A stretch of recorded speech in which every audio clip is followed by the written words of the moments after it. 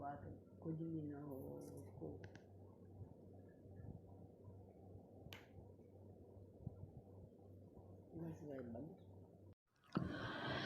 بسم اللہ الرحمن الرحیم صلی اللہ تعالی علی حبیبہ محمد وآلہ وسلم۔ کتاب نزہۃ المجالس جلد دوم اور بہار الانوار میں روایت ہے کہ جب حضرت آدم علیہ السلام کو نور محمدی تفویض ہوا تو ان کے حسن و جمال کی تابانی کا یہ عالم تھا کہ آپ کا دایاں رخسار مبارک آفتاب کی شعاؤں پر اور بایاں رخسار مبارک مہتاب کی تابانیوں پر غالب تھا۔ اللہ نے حضرت بی بی حوا کو بھی بے پناہ حسن و جمال سے نوازا تھا۔ ایک بار جنت کی فضاؤں میں دونوں بیٹھے ہوئے تھے۔ حضرت آدم علیہ السلام نے فرمایا، اللہ تعالیٰ نے ہم دونوں سے زیادہ حسین کسی دوسری مخلوق کو پیدا نہیں کیا ہوگا۔ ابھی یہ دونوں گفتگو فرما رہے تھے، اللہ نے جبرائیل امین سے فرمایا کہ ان دونوں کا ہاتھ پکڑ کر فردوس اعلیٰ میں لے جاؤ۔ جبرائیل امین نے ان دونوں کو ساتھ لیا اور سرخ یاقوت سے بنے ہوئے ایک محل کا دروازہ کھول دیا۔ محل کے اندر زمرد کے پایوں والا ایک سنہری تخت بچھا ہوا ہے اور اس پر ایک لڑکی تشریف فرما تھی۔ اس کے سر اقدس پر جواہر نگار سونے کا تاج رکھا ہوا تھا اور ان کے سراپائے انور سے نور کی شعائیں نکلتی تھیں۔ حضرت آدم علیہ السلام نے اس پیکر نور کو دیکھا تو بارگاہ الہی میں عرض کیا، یہ لڑکی کون ہے؟ ارشاد ہوا، یہ فاطمہ بنت محمد ہے۔ حضرت آدم علیہ السلام نے عرض کیا، اس کا شوہر کون ہوگا؟ ارشاد ہوا، اے جبرائیل، قصر یاقوتی کا دروازہ کھول دو۔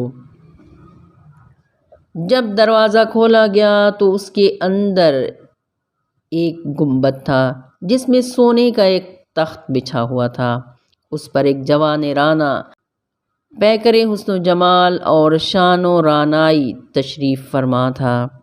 ارشاد باری تعالیٰ ہوا، یہ نوجوان علی ابن ابی طالب ہے، انہی سے سیدہ فاطمہ بنت محمد کا نکاح ہوگا۔ آدم اس مقدس جوڑے کی زیارت کر کے واپس آئے تو ان کے دل سے اپنے حسن و جمال کی یکتائی کا خیال نکل چکا تھا۔ ایک روز اللہ کے محبوب صلی اللہ علیہ وآلہ وسلم مسکراتے ہوئے مسجد نبوی میں تشریف لائے۔ حضرت عبد الرحمن بن عوف نے دریافت کیا، یا رسول اللہ، یہ کیسی خوشی ہے؟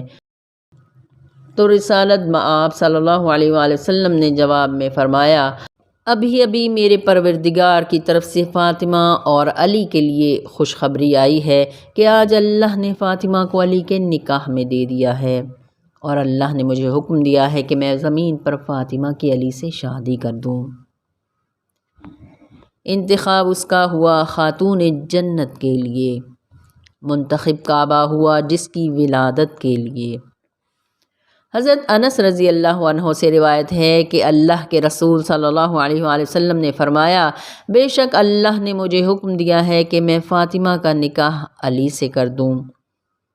اس کے بعد مسجد نبوی میں حضور پاک صلی اللہ علیہ وآلہ وسلم نے مولا علی سے مخاطب ہو کر فرمایا، یا علی، جبرائیل بتا رہے ہیں کہ اللہ تعالیٰ نے تیرا نکاح فاطمہ سے کر دیا ہے، اور تیرے نکاح کی اس تقریب میں 40,000 فرشتوں نے شرکت کی ہے، اور چوتھے آسمان پر موجود فرشتے راحیل نے ان فرشتوں کے سامنے خطبہ نکاح پڑھا اور کہا، حمد اس رب کی جس نے ہمیں آل رسول صلی اللہ علیہ وآلہ وسلم کا نوکر بنایا۔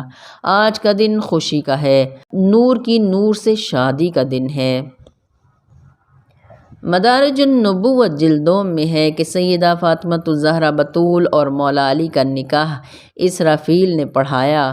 اللہ تعالیٰ نکاح کے ولی بنے، جبکہ جبرائیل امین اور میکائیل نکاح کے گواہ ہیں۔ اللہ تعالیٰ نے جنت کے شجر طوبہ کو حکم دیا کہ وہ اس خوشی کے موقع پر فاطمہ و علی پر مروارید، زبرجد، زمرد، سرخ یاقوت نچھاور کریں۔ شجر طوبہ نے اللہ کے حکم کی تعمیل کی ہے۔ جنت کی حوروں نے وہ قیمتی پتھر طباق میں جمع کرنے میں جلدی کی ہے اور اب قیامت تک وہ آپس میں ایک دوسرے کو ہدیہ پیش کرتی رہیں گی۔ ایک روایت میں ہے کہ شجر طوبہ سے گرنے والے ہیرے جواہرات حور و غلمان پر برس رہے ہیں اور قیامت تک برستے رہیں گے۔ کتاب نزہۃ المجالس میں ہے کہ اللہ کے محبوب صلی اللہ علیہ وآلہ وسلم مسجد نبوی میں تشریف لائے اور صحابہ کرام کی جماعت سے مخاطب ہو کر فرمایا، میرے پاس اللہ کا بھیجا ہوا فرشتہ وسطائیل آیا تھا۔ اس نے عرض کیا کہ اے اللہ کے رسول، میں عرش کو اٹھانے والے فرشتوں میں سے ایک ہوں، میں اپنے پروردگار سے بشارت دینے کی اجازت حاصل کر کے آیا ہوں۔ پھر اس نے عرض کیا کہ میری بیٹی فاطمہ بنت محمد کا نکاح میرے چچا زاد بھائی علی کے ساتھ آسمانوں پر کر دیا ہے۔ وہ فرشتہ ابھی میرے پاس ہی تھا کہ جبرائیل امین آ گئے۔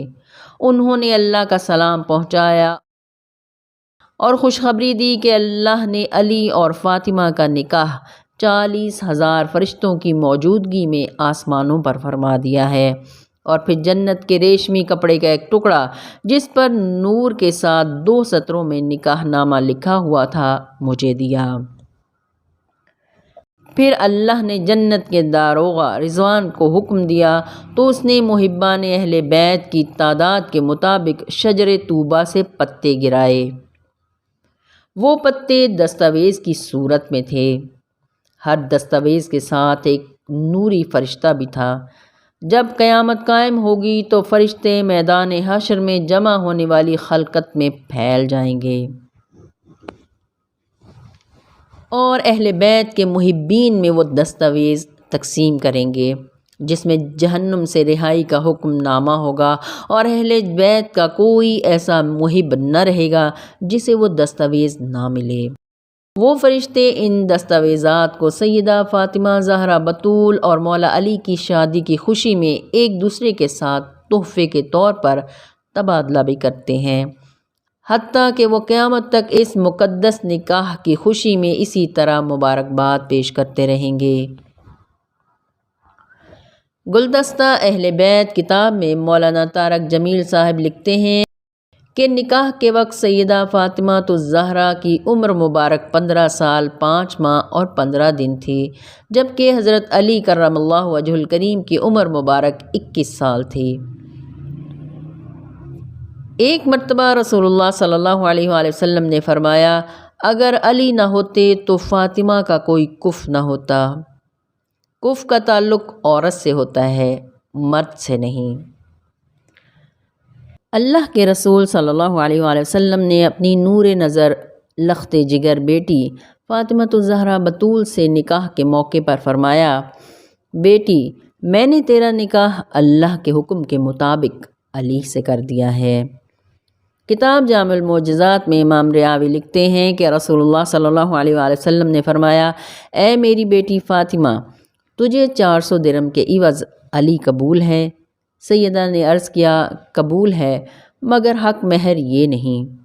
پھر حق مہر 400 تولہ سونا کر دیا، مگر سیدہ نے عرض کیا، حق مہر یہ بھی نہیں۔ جبرائیل امین نے فرمایا، اللہ نے حق مہر میں جنت کی ساری بہاریں دے دیں، مگر سیدہ نے عرض کیا، حق مہر یہ بھی نہیں۔ پھر وحی آئی، مانگو کیا حق مہر مانگتی ہو؟ تو سیدہ فاطمہ الزہرا نے عرض کیا، تحریر چاہیے کہ روز قیامت امت محمدیہ کی شفاعت فاطمہ کے ہاتھ میں ہوگی۔ جبرائیل امین اسی وقت تحریر لے کر آ گئے اور کہا، یا محمد صلی اللہ علیہ وآلہ وسلم، اللہ آپ کو سلام دیتا ہے اور فرماتا ہے کہ فاطمہ سے کہیں کہ وہ غم نہ کرے، اللہ نے شہزادی کونین سیدہ فاطمہ الزہرا بتول بنت محمد کا حق مہر امت محمدیہ کی بخشش قرار دیا ہے۔ سیدہ نے تحریر لی اور محفوظ کر لی اور وصیت فرمائی کہ یہ کپڑا میرے کفن میں رکھ دیا جائے، میں یہ وقت آخر دکھا کر اللہ سے ساری امت محمدیہ کو بخشوا لوں گی۔ حضرت امام جعفر صادق علیہ السلام فرماتے ہیں کہ میری دادی فاطمۃ الزہرا بطول کا فرشی حق مہر 500 درہم اور عرشی حق مہر زمین کا تیسرا حصہ، جنت کا چوتھا حصہ اور جہنم کا 5واں حصہ ہے۔ کتاب گلدستہ اہل بیت میں مولانا طارق جمیل صاحب لکھتے ہیں کہ یہ نکاح 2 ہجری میں غزوہ بدر کے بعد ہوا۔ اس کے چند ماہ بعد ذی الحج میں رخصتی عمل میں آئی۔ المعجم الکبیر میں حدیث مبارکہ ہے کہ رسول کریم صلی اللہ علیہ وآلہ وسلم نے فرمایا کہ اے میری بیٹی فاطمہ، کیا تو اس بات پر راضی نہیں کہ میں نے تیری شادی ایک ایسے شخص کے ساتھ کی ہے جو اسلام لانے میں میری امت میں سب سے پہلے ہے اور میری ساری امت میں سب سے زیادہ علم رکھنے والا ہے، جو برداشت، حلم، بردباری میں سب سے اونچا ہے۔ ایک اور جگہ حضور صلی اللہ علیہ وآلہ وسلم نے ارشاد فرمایا کہ میں نے تیرا نکاح دنیا کے سب سے بہترین شخص کے ساتھ کیا ہے، تیرا شوہر میرے تمام خاندان میں بہترین شخص ہے اور دنیا اور آخرت کا سردار ہے۔ اللہ نے 2 اشخاص کو مخصوص فرمایا ہے، ایک تیرے باپ کو اور ایک تیرے شوہر کو، لہٰذا اپنے شوہر کی فرما برداری اور اطاعت میں فرق نہ آنے دینا۔ میں تمہیں اللہ کے سپرد کرتا ہوں۔ پھر آپ صلی اللہ علیہ وآلہ وسلم نے دعا فرمائی، یہ دونوں جانیں مجھ سے ہیں اور میں ان کا ہوں۔ یا اللہ، جس طرح آپ نے مجھ سے نجاست کو دور رکھا، مجھے پاک بنایا ہے، اسی طرح ان کو پاک بنا۔ یا اللہ، ان دونوں میں پیار و محبت شامل فرما، ان سے پریشانیوں کو دور فرما، ان پر برکت نازل فرما اور ان سے بکثرت پاک اولاد پیدا فرما۔ شادی کے روز شہزادی کونین حضرت فاطمۃ الزہرا سلام اللہ علیہا خواتین کے جھرمٹ میں عروس کا جوڑا پہنے نبی صلی اللہ علیہ وآلہ وسلم کے گھر سے رخصت ہوئیں۔ تھوڑی دور تک ازراہ محبت، انبیاء کے سردار نبی، تمام جہانوں کی عورتوں کی سردار کی ڈولی کے ساتھ تشریف لے گئے۔ اتنے میں نبی کریم صلی اللہ علیہ وآلہ وسلم نے جبرائیل امین کی آواز سنی۔ پھر دیکھا کہ اس پرنور جلوس کے ایک طرف جبرائیل 70,000 ملائکہ کے ساتھ تکبیر پڑھتے ہوئے جا رہے ہیں۔ اللہ اکبر کی صدائیں بلند ہو رہی تھیں۔ جھمگھٹا حوروں کا رقصاں ہے درِ سرکار پر، ہر فرشتہ آج دربان ہے درِ سرکار پر، صحرا باندھے شیر یزداں ہے درِ سرکار پر، حلقہ احباب نازاں ہے درِ سرکار پر، جشن میں ہر شخص شاداں ہے درِ سرکار پر۔ سیدہ فاطمۃ الزہرا بطول رخصتی کے وقت مولا علی کرم اللہ وجہ الکریم کے ہمراہ جلوس میں الشہب نامی اونٹنی پر سوار تھیں۔ اس اونٹنی کی مہار حضرت سلمان فارسی رضی اللہ عنہ کے ہاتھ میں تھی۔ بنی ہاشم کے جوان تلواریں حمائل کیے جلوس کے ساتھ ساتھ تھے۔ مسجد نبوی کے گرد چکر لگانے کے بعد سیدہ فاطمۃ الزہرا کو ان کے گھر میں اتارا گیا۔